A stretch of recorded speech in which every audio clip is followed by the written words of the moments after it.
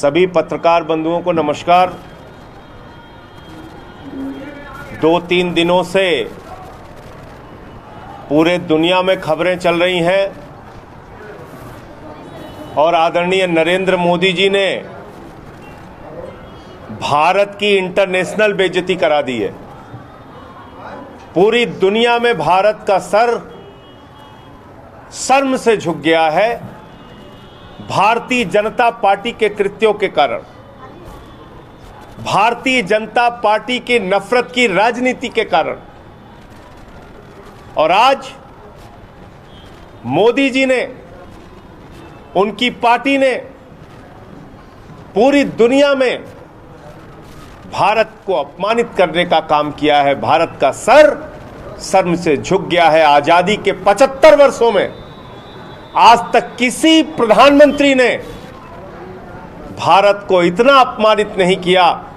भारत का सर इस तरीके से दुनिया के सामने नहीं झुकाया जितना नरेंद्र मोदी जी ने झुकाने का काम किया। जितनी इंटरनेशनल बेइज्जती आज मोदी जी ने कराई है और ये पूरा देश देख रहा है कि भारतीय जनता पार्टी की नफरत की राजनीति के कारण, नरेंद्र मोदी जी की नफरत की राजनीति के कारण आज पूरी दुनिया में भारत सरकार के राजदूतों को, भारत के जो राजदूत हैं वहां पर, उनको बुलाया जा रहा है, उनको अपमानित किया जा रहा है, उनसे माफी मांगने के लिए कहा जा रहा है। गलती करे भारतीय जनता पार्टी, गलती करे भारतीय जनता पार्टी के लोग, गलती करे भारतीय जनता पार्टी के प्रवक्ता, क्योंकि ट्रेनिंग नफरत की इनको मिलती है नरेंद्र मोदी जी से, और माफी भारत को मांगना पड़े। ये 130 करोड़ लोगों का अपमान है, ये भारतवासियों का अपमान है, ये भारत की जनता का और भारत का अपमान है, जो मोदी जी और उनकी पार्टी की वजह से आज दुनिया के स्तर पे हमें झेलने और बर्दाश्त करना पड़ रहा है। दूसरा विषय, अभी आप लोगों ने देखा होगा, सुबह सत्येंद्र जैन के घर पे ईडी का छापा हो गया। 5 दिनों तक सत्येंद्र जैन से पूछताछ हुई, कुछ नहीं मिला सत्येंद्र जैन के पास, कोई भ्रष्टाचार नहीं खोज पाई मोदी जी की एजेंसी ईडी। और हाई कोर्ट में जब पूछा गया तो कह दिया सत्येंद्र जैन के खिलाफ तो कोई एफआईआर ही नहीं है, सत्येंद्र जैन के खिलाफ तो कोई शिकायत ही नहीं है।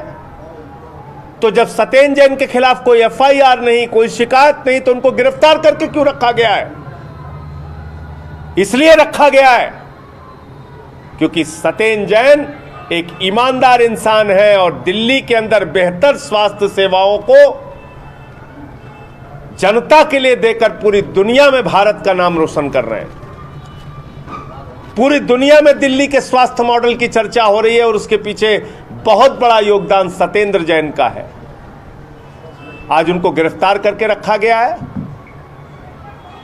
और जब उनको अपमानित कर लिया, 5 दिन तक कुछ नहीं मिला, कह दिया एफआईआर नहीं, कोई कंप्लेंट नहीं, तो अब पहुंच गए सत्येंद्र जैन के घर पे, उनके पत्नी को, उनके परिवार को, उनके बच्चों को वहां अपमानित करने का काम कर रहे हैं। और आप सारे लोग जानते हैं ये पहला मौका नहीं है।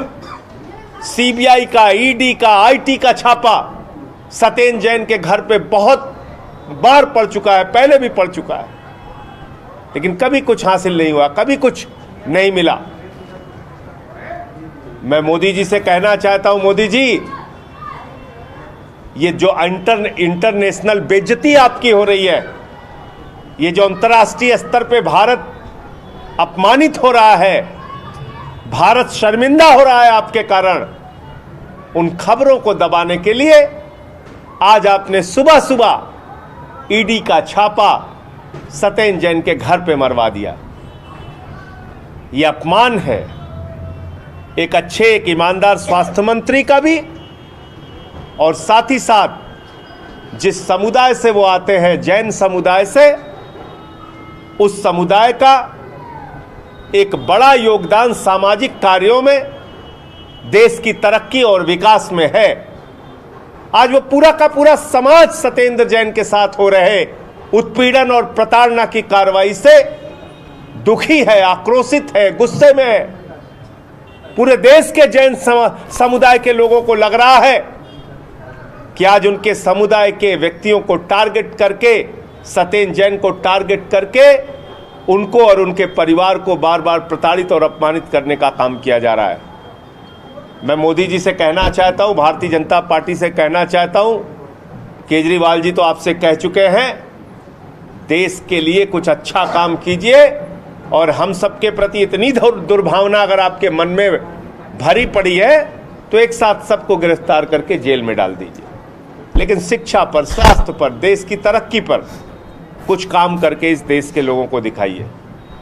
मुझे इतनी बात कहनी थी। आपका कोई प्रश्न हो तो पूछ सकते हैं। संजय भाई, जिस हिसाब से अरुण सिंह ने लेटर लिखकर पहले ही ये जाहिर कर दिया था कि ये जो बातें हो रही है सांप्रदायिक सबसे पेश कराया जा रहा है, इस तरह का कोई भी क्रांति हम लोग नहीं करते, हम लोग सर्वधर्म के साथ चलते हैं, उसके बाद से शाम में कार्रवाई होती है। देखिए ऐसा है, बाद से फिर पीएम पर आरोप लगाना क्यों? देखिए ऐसा है, भारतीय जनता पार्टी को नफरत की ट्रेनिंग देने का काम आदरणीय नरेंद्र मोदी जी करते हैं। उनकी पार्टी जो है भारतीय जनता पार्टी, वो पूरे देश में नफरत का बीज बोने का काम करती है, दूसरे धर्मों को अपमानित करने का काम करती है। और इसलिए आज अंतर्राष्ट्रीय स्तर पे भारत को शर्मिंदा होना पड़ा है। उसके पीछे सबसे बड़ा कारण भारत के प्रधानमंत्री नरेंद्र मोदी हैं, उनकी पार्टी है भारतीय जनता पार्टी। 75 वर्षों की आज़ादी में मैंने कहा तो आपसे, इतनी अंतर्राष्ट्रीय बेइज्जती, भारत को शर्मिंदा करने की कार्रवाई किसी प्रधानमंत्री ने नहीं की जितनी नरेंद्र मोदी जी ने अकेले की है। आज हमारे राजदूतों को बुला बुला के माफी मांगने के लिए कहा जा रहा है, उनको अपमानित किया जा रहा है। 130 करोड़ भारतीयों का सर शर्म से झुक गया मोदी जी और उनकी पार्टी की वजह से, मोदी जी के कारनामों की वजह से। तो ये एक बहुत, आप सोचिए, छोटे छोटे व्यापार करने वाले लोग, भारत के लोग, उनके सामानों का बहिष्कार हो रहा है। भारतीयों को कितना अपमानित महसूस करना पड़ रहा है दुनिया के अलग अलग देशों में। पूरी दुनिया में आप भारत को शर्मिंदा कर रहे हैं, बेइज्जती करा रहे हैं भारत की। तो ये कोरी बयानबाजियां, इससे कोई काम चलने वाला नहीं है। असली चेहरा जो मोदी जी और भारतीय जनता पार्टी का है वो सामने आ चुका है। और आप देख रहे हैं कि अपनी अंतर्राष्ट्रीय बेइज्जती को छुपाने के लिए सुबह सुबह ईडी पहुंच जाती है सत्येंद्र जैन के घर पे। ये क्या तमाशा है? आप कहते हैं उन पे कोई एफआईआर नहीं, कोई कंप्लेंट नहीं, कोई शिकायत नहीं, और उसी आदमी को आप बार बार टारगेट कर रहे हैं। तो ये पूरे देश की जनता, हमारा एक एक कार्यकर्ता देख रहा है और समय आने पर इसका जवाब दिया जाएगा। संजय भाई, बीजेपी के तमाम जो नेता वो कह रहे हैं कि आप जितेंद्र सिंह तोमर को भी ऐसे क्लीन चिट दे रहे थे, लेकिन अंततः क्या हुआ? क्या हुआ पूछिए उनसे। आप सत्येंद्र जैन पे आप क्लीन चिट, भाजपाइयों से पूछिए क्या हुआ जितेंद्र सिंह तोमर के मामले में, वही बताएंगे आपको क्या हुआ। पूछिए उनसे, मैं पूछ रहा हूं भाजपाइयों से। मुख्यमंत्री के दफ्तर पे सीबीआई का छापा मारा, क्या हुआ उसमें? प्रमुख सचिव राजेंद्र कुमार को गिरफ्तार किया, क्या हुआ उसमें? उप मुख्यमंत्री मनीष सिसोदिया के घर पे सीबीआई का छापा मारा, क्या हुआ उसमें? ईडी का सीबीआई का छापा हमारे कई मंत्रियों पे मारा, क्या हुआ उसमें? 140 मुकदमे हमारे 34 विधायकों के ऊपर लिखे गए, क्या हुआ उसमें? 72 मामलों में कोर्ट से बरी हो गए, दिल्ली पुलिस को लताड़ लगी, क्या हुआ उसमें?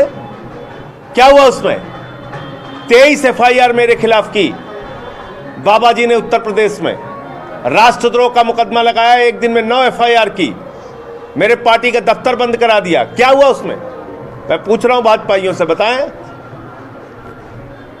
खाली एक बदनाम करने के लिए द्वेष की और दुर्भावना की राजनीति चला रहे हैं आप। चलाइए, आपके पास ताकत है। जिस तरीके से आम आदमी पार्टी ये कह रही है कि अपनी बेइज्जती छुपाने के लिए, इंटरनेशनल बेइज्जती छुपाने के लिए आम आदमी भाजपा इस तरीके के प्रपंच रच रही है, भाजपा भी कह रही है कहीं ना कहीं पंजाब में कानूनी व्यवस्था की नाकामी छुपाने के लिए, सीरियल किलिंग्स छुपाने के लिए, लाश छुपाने के लिए, जिस तरीके के वहाँ पे खालिस्तानी समर्थक नारे लग रहे हैं उनको छुपाने के लिए इस तरीके की कॉन्फ्रेंसेज और इस तरीके की वचन दिए जा रहे हैं आम आदमी पार्टी। देखिए, ऐसा है कि इस प्रकार के ड्रामेबाजी के बयानों से कुछ हासिल होने वाला नहीं है। पूरा देश देख रहा है कि कश्मीर जल रहा है और भारतीय जनता पार्टी और केंद्र सरकार की चिंता आम आदमी पार्टी को बदनाम करने की, उनके नेताओं की गिरफ्तारी करने की, हमारे खिलाफ ऊट पटांग बयानबाजी करने की है। आज कश्मीरी पंडितों की हत्या हो रही है। कश्मीर फाइल्स फिल्म आई तो भाजपाई रात रात भर रो रहे थे, ड्रामे कर रहे थे, पिक्चर देखो का प्रमोशन कर रहे थे।